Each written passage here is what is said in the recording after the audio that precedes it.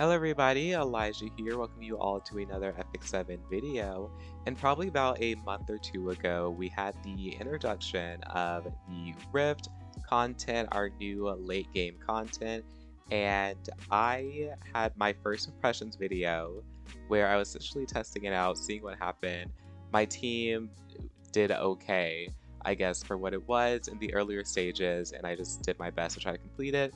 And this is essentially my updated video of where I'm at now, as basically like free to play. Like I haven't really used any like I didn't try to speed run it is what I'm trying to say. I just like did it every now and then, every couple of days.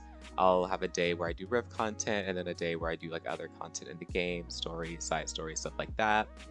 And yeah, just like keeping up and just seeing how I go. I have finally reached the mark in which I feel as though it's a good point to update you all on where I am and what my team is looking like, because it has changed drastically since the beginning, other than like one hero and maybe like two. But yes, let's go ahead and enter the Rift and see how things are.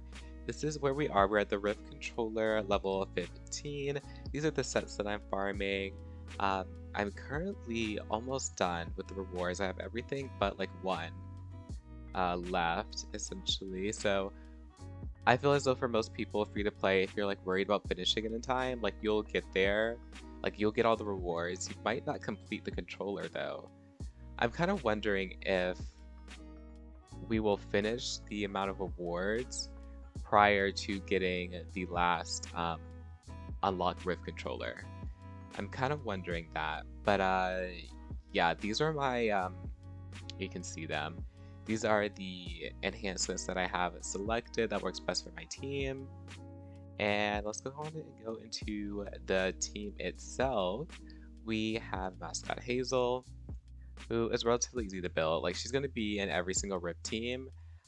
Maybe there are some one-shot teams where you don't need her. You need her to be over 200 ER and like okay speed. I think those are like the most important things. Her HP could be a little bit higher, but I think her healing is her scales off of attack anyway, so I don't think it matters. Yeah, heals. Okay, it's health and attack, so double whammy there. And then we have Haze, another really best in slot Rift hero a lot of people are probably going to be using. The only thing you're really going to need is to make sure his S3 is +4 for the defense break. Everything else isn't necessary unless you want to. I did this with a more defense break chance, but ideally he lands his defense break here with his S3. But even then we have another, oh, did I go over the stats? This isn't really ideal. Most people are going to go for higher damage, but this is what he has. I couldn't get him high damage with also having enough effectiveness, because I think he won at least 90 effectiveness. He's at like 110 here, 117 if I round up. But yeah, this is what we have going on here. Have him at least be 210, 220 speed. I went for higher speed because that's just where the gear was and how it rolled. But yeah, he's on RNL just for the extra turns, because why not? Then we have Cirilla, who wasn't on my Rift team. I don't even know who was on this slot. Oh, I do know. Fire Shuren. She was here, but as you can see, like she's not leveled. She was on the Grace of Growth, and I wanted to take her off of Grace of Growth, so I decided to put a different hero there instead. So I used Cirilla after she got her little buff for her EE that gives her a 100% chance at defense break. So like she's like my backup defense breaker. Her effectiveness needs to be like 30% higher, ideally, with like these same stats. Like you could go higher damage, but you know, our main damage is going to be Milla, which will be next. And yeah, this is Cirilla. This is her stats. I think she could be slower with higher damage, but like it's whatever, it's fine. She gets the job done. And literally any damage artifact. And if you need more debuffs, you can have her on like a mage debuff artifact if that's necessary. And also, if you don't have Milam per se built for this, then you can put her on the mage increased damage on debuff targets. What is it? is this Caladra. You can put her on that instead, but because I'm using Milim in this, she is on it. She's on Pin, Destruction Set. These are her stats. She's going to be my main, pumping out the big numbers and damage. She doesn't have 350 crit damage. She is like 6% crit damage off. Maybe there's like something random here. This is not necessary. This is very much a, I don't even know. My destruction pieces, like I don't have many. So that's why she's on this ring that has 23 speed. This could definitely have more other stats to make it easier to gear her, but it is what it is. Yeah. Um, all of her speed is on this one piece of gear. So there's that. And yeah, those are all my units and their stats and their gear. I can't one-shot it. I mean, I probably can. I just haven't really geared them to do so. But we only have one thing. We're gonna do one run. I can pretty much get it to 50%, or kind of like below 50% HP. So it takes me 2 runs to complete it. Hopefully we don't get any like bad 15% RNG going on. So far so good. The debuffs are landing. We can see about Cirilla. She's normally the one that is a little, yeah, we've got 2 resistances there. It is what it is. But yeah, if you are progressing in the Rift, how are you doing? Is it easy for you? Are you one-shotting it? I know there's probably already guides out there of how to one-shot it. But, you know, it's kind of one of those things where if you have the time and the patience, you kind of don't really worry too much about it. You know, it's not really something that I get really worked up about, being able to one-shot hunts. Ooh, that's good. We got our little 50% extra attack. Ooh, the RNLs. That's nice. You could also put haste on a extra debuffing artifact or a damaging artifact if you have them build full damage. There are some other things, but for the most part, you just sit back and watch. It takes me 2 runs to complete it. Ooh, okay. We're really putting in the work now. I'm so glad I get like a really good run. Or I don't want to jinx it, but so far, it's looking like a really good run for this. But yeah, I used to use Jacko.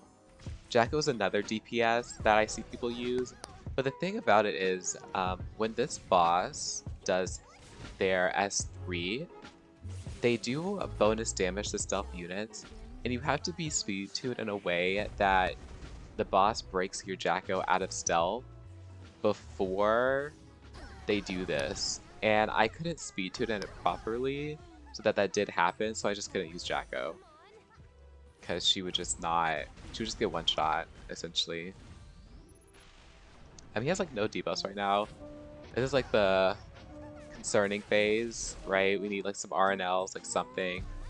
Some type of debuffs, and we're getting like none. Milim's almost dead. Hopefully we land something here. Nothing. This is why you kind of need that that 90% effectiveness, so we don't get resistance there. Yeah, we only got 1 stack of bleed, which is not ideal. Yeah, haste is dead.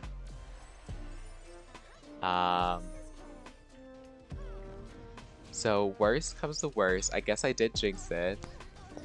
The fight did went south very fast. But we still made it to like the mark that I wanted to be at, which is like at least 50%. But maybe I can make some changes to my Cirilla, get her gear a little bit better, get her to that 90% effectiveness mark.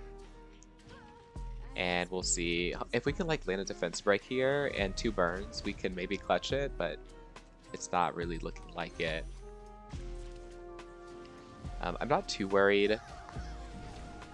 Like, even if they die here, Mascot Hazel will live. Like, she will survive through all this beating that she's getting. And they kind of sustain through a lot, too. Um, but yeah, it's almost coming to a close. Do do do do do.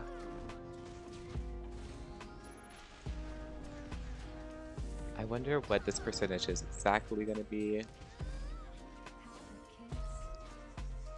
How many runs? Okay, this is going to be the last one. Oh wow, now you land a defense break? Okay. But yeah, we went it to like 42% left, so that's like a bad run for me. Like if I landed debuffs to that second like phase, people wouldn't have died there. So that's kind of like a good, indicator. Like just a little bit better gear, then things could be a lot more smoother, a lot better. But yeah, that's like a little update on the Rift and what is going for me. Again, like I think this is fine. Ideally, you want to one-shot it at this point, but if you just don't have the gear, you just don't have the gear, and I think that is perfectly fine. But ideally, if you could two-shot it, that's best case. If you're like a little behind, you don't have the best gear. If you can two-shot it, you're doing fine, in my opinion. Um, you're doing fine. This game mode is not free-to-play friendly, so don't really be too upset if you have to two-run it or three-run it. All is good, okay?